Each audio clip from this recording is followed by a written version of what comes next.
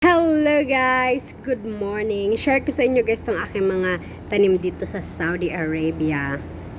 Yung ibang tanlad guys, ibinaba ko doon sa baba. Kasi may nanghihingi sa akin. Ayan, pang 5 tubo na yan guys. Itong tanlad. Papakita ko sa inyo guys yung melon ko at saka pakwan. May bunga na guys. Ayan ang aking mga tanlad. Ayan guys. Pati damo inaalagaan ko guys to. Ito yung mangga, mas malaki pa sa akin.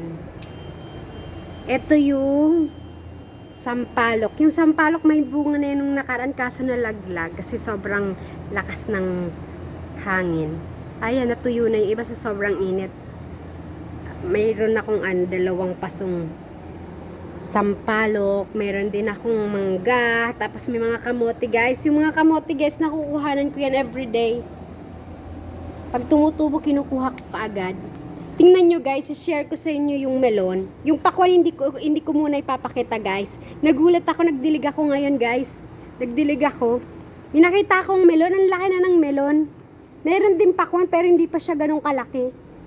Nagulat ako, ang laki na ng ang laki na ng melon.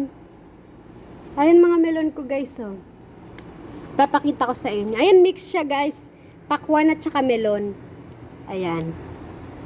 Ayan o, melon, tsaka pakwan, at tsaka kangkong. Ayan ang libangan ko guys. Sobrang init guys. Ayan na guys yung melon. Ay, papakita ko sa inyo. Yung pakwan saka ko na guys, papakakita sa inyo pag yung sobrang laki na. Nagulat ako. Sabi ko, ang laki na ng melon o. Ngayon ko lang nakita o. Ayan o. O diba? Ito yung sinasabi. Pag may itinanim, may anihin. Ay. O diba bongga? Yung tipong tumubo lang, tas dinidilig-diligan ko lang. Ayan, may bunga na agad.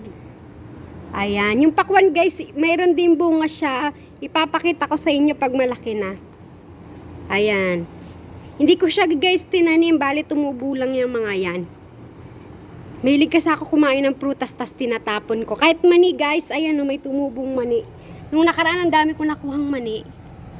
Ayan, ang daming melon. Iba-ibang variety yan guys. Tapos yung papaya ko, ayan o, natuyo na. Pati yung ubas ko natuyo na guys o, sa sobrang init. Pati yung mga avocado ko guys, tinanggal ko yung ibang avocado. Ayan, hindi rin tagal, natuyo. Ayan o. Ayan lang ang libangan ko dito sa Saudi. Yan lagi kong kausap. Yung mga halaman ko. Ayan. Kahit damo guys, hindi ko tinatanggal. Sabi nila, eto daw, maganda daw to para sa sa mga lamok. Kaya pa sabi ko, kahit ang dami kong halaman dito guys sa taas, walang lamok. Walang lamok dito guys sa sa taas. Sa accommodation ko walang lamok. Kasi ang dami.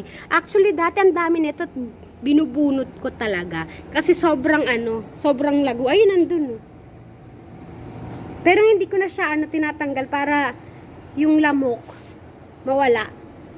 Ayan guys, oh. Tawa-tawa yan guys eh. Ayan. Ayan ang mga halaman ko dito sa Saudi. Diba ang dami oh. Ayan. May nanghihingi ng halaman ko kasi gusto niya lahat daw. Eh, pagbalik ko, mapapagod ako mag-akyat ng ng mga buhangin.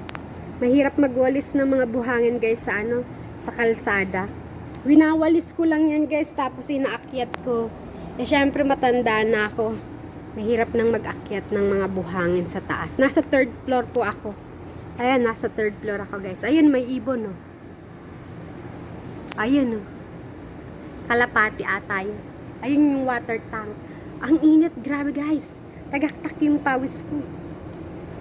Ayan ang aking mga halaman. Bye guys! So ayan guys, magtanim para may anihin.